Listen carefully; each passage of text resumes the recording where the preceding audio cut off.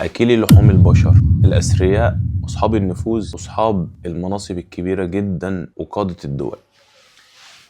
بصوا كده الصور دي.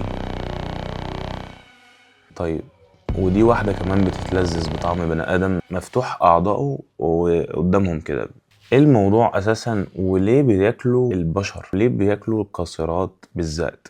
يقال يعني إن هما بيدوروا على إن هما يبقوا خالدين، أو مش خالدين، يعني بيسترجعوا شبابهم من حاجات معينة بياكلوها في البني آدمين دول، أو في القاصرات، أو في الشباب الصغير في السن. طبعا أنا مش هتكلم في التفاصيل دي لأن الموضوع كبير جدا. يعني أنا هعمل حلقة إن شاء الله هتبقى يوم الخميس، كل الناس تتابعني علشان هشرح لكم تفاصيل كاملة إن شاء الله، اللي هو بكرة إن شاء الله. أتمنى كل الناس تشوف الفيديو ده، تعمل لي فولو وتستنى الحلقة علشان هتبقى حلقة من نار. وحشتوني جدا، بقالي فترة غايب، وهعمل لكم حاجات قوية جدا الأيام الجاية.